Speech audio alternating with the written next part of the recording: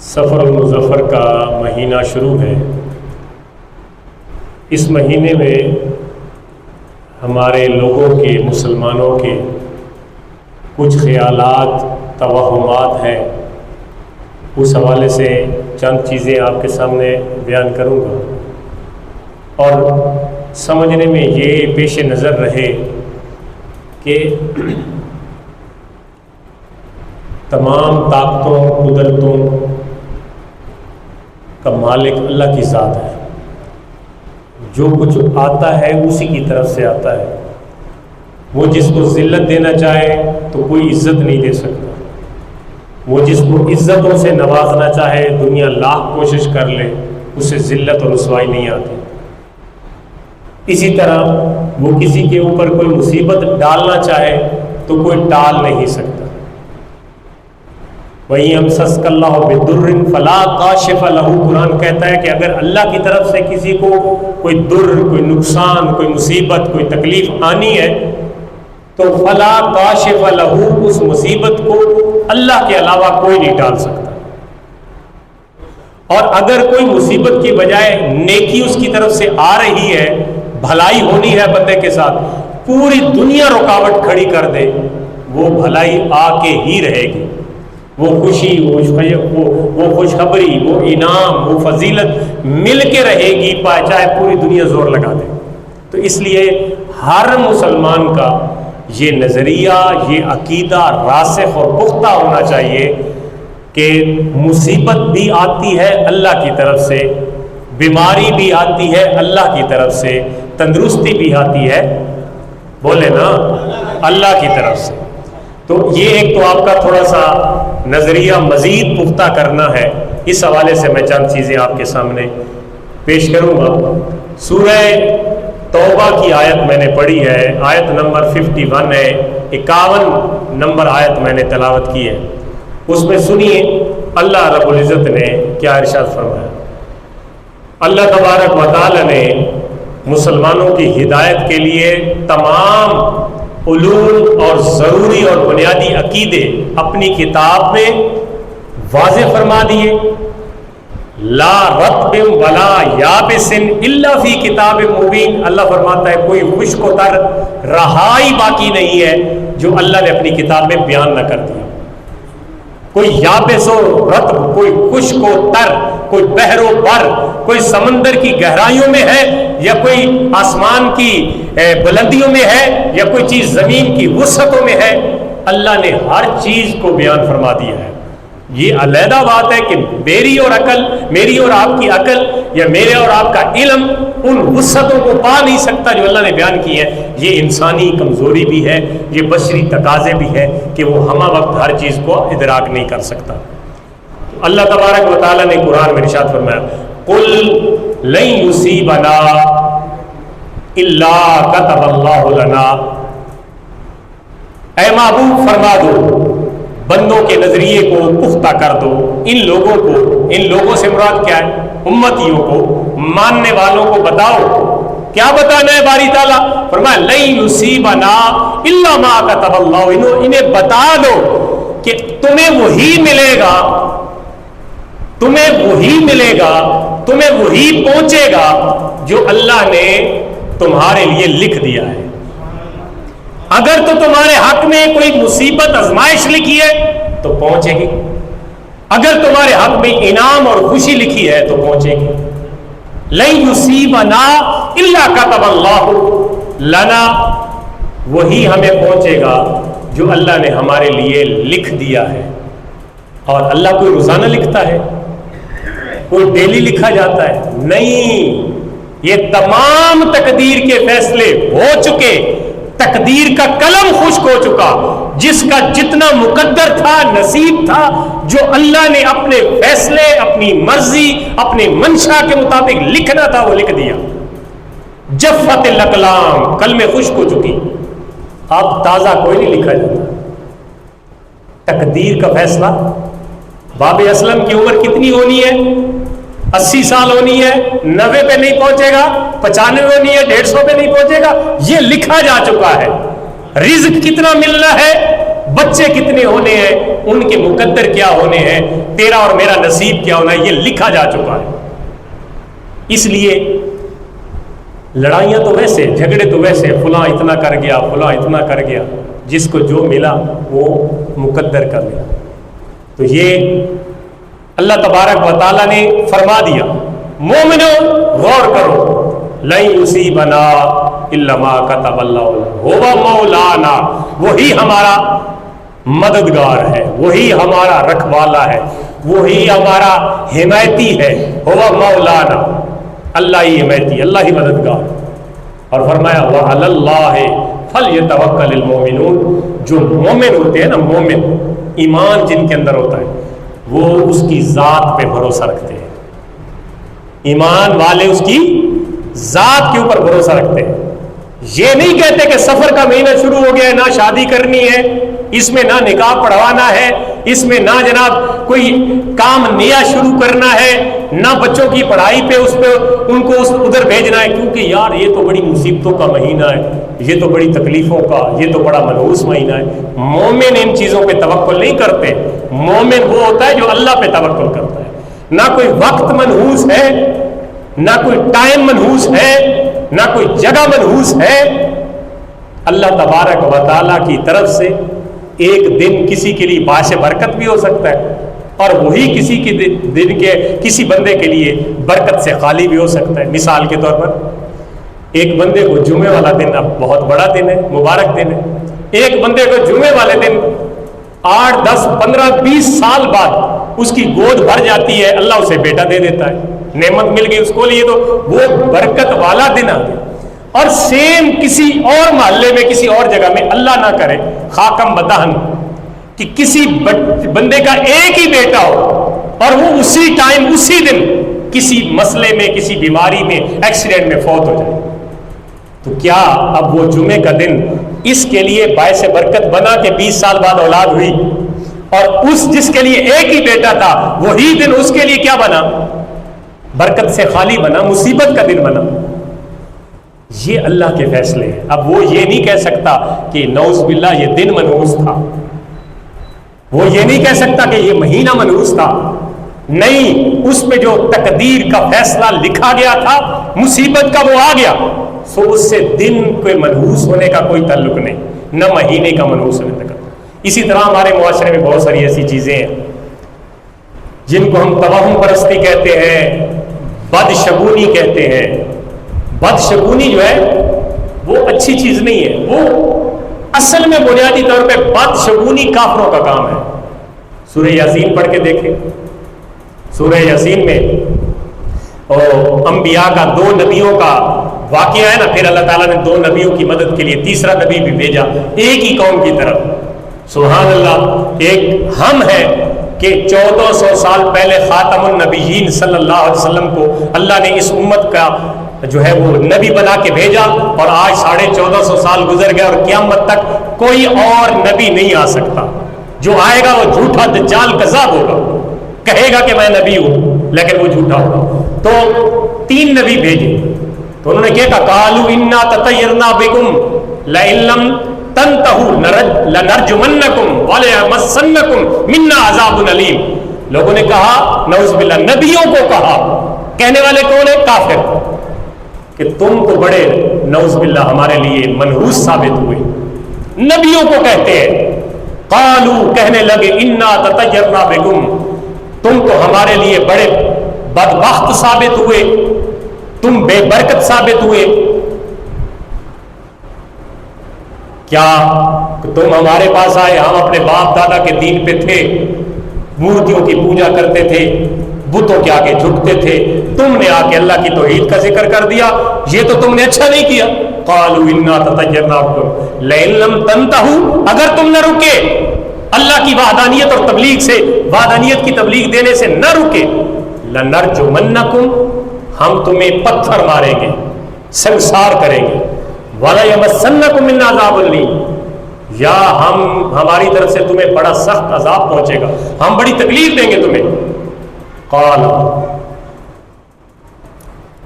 نبیوں نے فرمایا، پھر نبیوں نے آگے سے کہا، تم کہتے ہو کہ ہماری وجہ سے، طائرکم معکم، جو نحوست ہے وہ تمہارے ساتھ ہے. مومن منحوس نہیں ہوتا. منحوس وہ ہوتا ہے جس کے دل ایمان سے خالی ہوتے. قرآن کہتا ہے طائرکم معکم، تمہاری نحوست، تمہاری بدشگونی تمہارے ساتھ ہے. ہم تو تمہیں ذکر نصیحت دینے کے لیے آئے، تم بجائے نصیحت کے قبول کرنے کے الٹا زیادتی کر رہے ہو، الٹا تم حد سے آگے بڑھ رہے ہو. تو یہ نبیوں، یہ جو بدشگونی لینا ہے نا، یہ مسلمانوں کا طریقہ نہیں ہے، یہ کافروں کا طریقہ ہے. سورہ یاسین پڑھ کے دیکھیں. ہم کون سی بدشگونی لیتے ہیں؟ ایک تو جو نظریات لوگوں کے سفر کے بارے میں ہے بدشگونی کی، وہ غلط ہے کہ اس مہینے میں جناب مصیبتیں نازل ہوتی ہیں. کوئی بھلا کسی کو نظر آ رہا ہے آسمان سے مصیبتوں کی بچھاڑ ہو رہی ہے؟ ایویں ہی جناب بدشگونی. اچھا جی، میں نے کہا، ایک بندے سے میں نے پوچھا، میں نے کہا یار تم کہتے ہو یہ خالی مہینہ ہے اور بڑی مصیبتوں کا مہینہ ہے، تو کیسے یہ خالی مہینہ مصیبتوں کا مہینہ کیسے؟ کہتا ہے جی اس میں بہت سارے اولیاء کا وصال ہوا. وہ میں نے کہا وصال ولیوں کے لیے تو مصیبت ہوتا ہی نہیں ہے. ولیوں کے لیے وصال یعنی ان کا مر جانا ولیوں کے لیے تو مصیبت ہے ہی نہیں. کیوں؟ ولیوں کے لیے تو ہے الموت جسرۃ یوصل الحبیب الی الحبیب. ولیوں کے لیے تو موت یہ ہے، وہ کہتے ہیں کہ موت تو ایک پل ہے جو ایک دوست کو دوسرے دوست سے ملا دیتا ہے. یہ ہم جیسے لوگ ہیں جو موت سے ڈرتے ہیں، دور بھاگ رہے ہیں، کہ کارتوس اسی طرح کے ہیں. یہ ہم ہوتے ہیں جو ڈرتے ہیں. ولی جو اللہ کا نیک بندہ ہے وہ نہیں ڈرتا، اس کے لیے یہی کافی ہے. فرمایا گیا موت تو ایک پل ہے جو ایک دوست کو دوسرے دوست سے ملا دیتا ہے. اس لیے ولیوں کے فوت ہو جانے سے یا اولیاء کا وصال کرنے سے یہ کوئی نحوست کی علامت تھوڑی ہے. دوسرا، جیسے ہم اپنے روزمرہ کے کاموں میں یار فلاں بندہ بڑا منحوس ہے، مل جاوے تے کھ نہیں ہوتا جی، اگر مل جاوے تے اپنے کام تو واپس. غلط بات ہے. شام کے وقت جھاڑو دینے سے جی رزق میں کمی آ جاتی ہے، غلط بات ہے. کسی دوسرے کا کنڈا استعمال کرنے سے رزق میں تنگی آ جاتی ہے، غلط بات ہے. دائیں آنکھ پھڑپھڑا رہی ہے، مہمان آ رہے ہیں، غلط بات ہے. بائیں ہاتھ پہ کھجلی ہو رہی ہے جی رزق کی تنگی کی علامت ہے، غلط بات ہے. تمہاری تلی کے اوپر اگر خارش ہو رہی ہے، پیر کی تلی کے اوپر، تو جناب یہ ہو رہا ہے وہ ہو رہا ہے. کالی بلی آگے سے گزر جائے تو جناب واپس آ جاؤ، کام پہ نہ جاؤ. اچھا گدڑ آگے سے گزر جائے تو جناب یہ بابرکتی علامت ہے. وہ خدا کے بندے، یہ جتنے ہمارے معاشرے میں رسومات ہیں یا توہمات ہیں، ان کی کوئی حقیقت نہیں ہے. حدیث میں، قرآن میں پہلے میں نے پڑھ کے سنایا، اب حدیث میں حضور نے فرمایا، بخاری شریف کی روایت ہے، فرمایا یہ جو ہم بدشگونیاں کرتے ہیں اس کے لیے ہے لا ادوا ولا طیرتا ولا حامتا ولا سفر. نہ سفر منحوس ہے، نہ بدشگونی لینا ہے، نہ جناب فال نکالنا ہے کہ جناب میں آج صبح اٹھا ہوں، میری جوتی اگر پوٹھی پڑی ہوئی ہے تو یہ کام ہو جائے گا، سیدھی پڑی ہوئی تو یہ کام ہوگا. یہ فال نکالنے ہوتے ہیں. میں جا رہا ہوں رستے میں فلاں مل گیا تو یہ ہو جائے گا. یہ سارے بدشگونی ہے، اسلام کا ان سے کوئی تعلق نہیں ہے. اسی طرح اسلام ادوا کہتے ہیں متعدی بیماری کو، کنٹیجیس ڈیسیزز ہمارے سائنس کے سب اسباق میں. تو متعدی بیماریوں کا اسلام میں تو کوئی وہ نہیں ہے، تصور نہیں ہے. اسلام میں اتحاد ہے. یہ ہمارے ہاں میڈیکل نے بہت آگے، وہ تو کہتے ہیں کہ جناب یہ ساری بیماریاں تقریباً متعدی ہیں، یہ نان کنٹیجیس ڈیسیزز ہے ہی نہیں، ساری کنٹیجیس ہیں، ایک سے دوسرے کو لگ جاتی ہیں. تو اسلام اور قرآن، جہاں پہ سائنس اور قرآن یا سائنس اور اسلام آپس میں مقابل آ جائے تو کبھی بھی ہم نے سائنس کو ترجیح نہیں دینی، ہم نے اسلام کو ترجیح دینی. بہت سارے ایسے مقامات آ جائیں سائنس خود جھوٹا ثابت ہو کے واپس مڑ چکا ہے، اپنی باتیں ختم کر کے مان گیا کہ جو قرآن نے کہا وہ ٹھیک کہا. لیکن بہرحال ہمارے حدیث کہتی ہے کوئی بیماری متعدی نہیں ہے. جب کسی کو لگنی ہے اللہ کی طرف سے آنی ہے تو کتب اللہ لگا، وہ لکھی گئی ہے. نہیں لگنی ہے تو آپ بیماروں کے بیچ میں بھی رہ کے بیمار نہیں ہوتے. اس لیے یہ ذہن میں رکھیں، جو میں نے موضوع چھیڑا ہے وہ یہ ہے کہ کوئی بھی چیز منحوس نہیں ہے.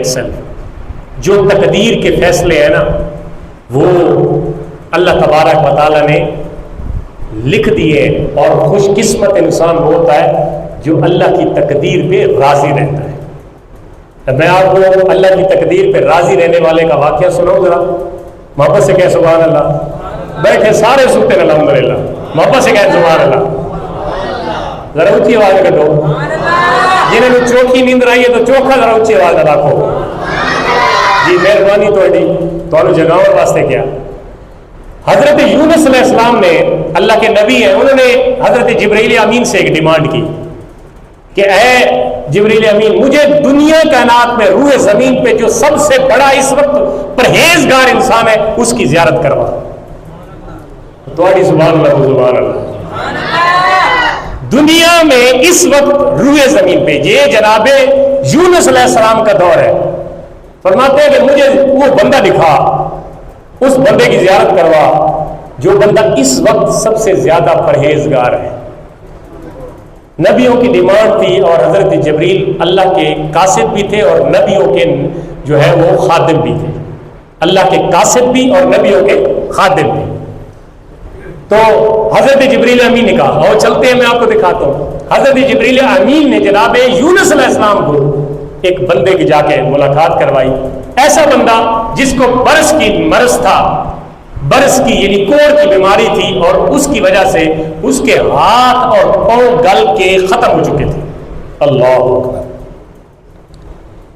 اس کے ہاتھ اور پاؤں ختم ہو چکے تھے مرض کی وجہ سے. لیکن وہ جب اس کے پاس گئے نا تو وہ کہہ رہا تھا کہ یا اللہ تیرا شکر ہے, تیرا شکر ہے, جب تک تو نے ان اعضاء کو میرے لیے فائدہ مند رکھا تو میں نے ان سے فائدہ لیا, اور جب تجھے لگا کہ یہ میرے لیے فائدہ مند نہیں ہے تو تو نے اعضاء واپس کر لیے. تیری ہی امید ہے, تو ہی میرا مقصود ہے, پھر بھی تیرا شکریہ, پھر بھی تیرا. ذرا سنے غور سے, دل سنبھال کے. سانو تے کنڈا پوڑے تے پتہ نہیں کیڑی کیڑی شکوے شکایتاں زبان تے آ گئیاں ہیں. جی سواری چنگی میسر نہیں تھی تب بھی شکوے, جو پہننے کو دھلا ہوا لباس ہے نیا نہیں ہے تب بھی شکوے, کھانے کو اچھا کھانا ہے گھر میں بیٹھ کے سکون سے کھا رہے تب بھی شکوے. لیکن سنے وہ کہتا ہے کہ یا اللہ, اب اس کے سوچنے کا انداز ذرا ہم سے مختلف تھا. اس نے کہا یا اللہ جب تک میرے لیے یہ فائدہ مند تھے ہاتھ بھی اور پاؤں بھی, اور تو نے لکھا تھا کہ میں نے اس سے فائدہ لینا ہے, سو تو نے مجھے دیے رکھے اور میں اپنے ہاتھ پاؤں سے فائدہ لیتا رہا, چیزیں پکڑتا رہا تھا, کھاتا رہا, چلتا رہا, عبادت کرتا رہا وغیرہ وغیرہ. لیکن اب بھی تیرا شکریہ ہے, تو نے زبان تو دے رکھی ہے, میں تیرا ذکر کر رہا ہوں. اب جب اس بندے کو دیکھا نا تو وہ بیچارہ اب عبادت تو نماز تو پڑھ نہیں رہا تھا, پاؤں ہی نہیں تھے, ہاتھ بھی نہیں تھے, معذور تھا. تو حضرت یونس علیہ السلام کہتے ہیں کہ جبریل امین, میں نے تو آپ کو کہا کوئی نمازی کوئی روزہ دار بندہ جڑا سجدے پہ ہوئے, یعنی ایسا عبادت گزار بندہ دکھا جو عبادت میں آ گیا ہو. تو حضرت جبریل امین کہنے لگے یہ بھی پہلے اسی طرح عبادت گزار بندہ تھا. ابھی سنے میں آگے آپ کو ایک اور بات بتاتا ہوں. کہتے ہیں حضرت جبریل کہتے ہیں کہ ابھی اللہ کا مجھے حکم آیا ہے کہ اس کی آنکھیں بھی ختم کر دو, اس کی آنکھیں بھی واپس لے دو.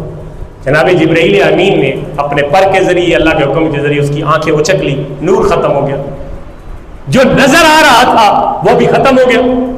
اب اسی لمحے وہی بندہ عبادت گزار کہتا ہے یا اللہ تیرا شکر ہے, جب تک تو نے مجھے دیکھنا نصیب رکھا میرے لیے فائدہ مند تھا, تو مجھے دکھاتا رہا, اب تو میری نظر ہی لے گیا تو یہ تیرا کرم ہے کہ تو نے میری زبان تو سلامت رکھی ہے.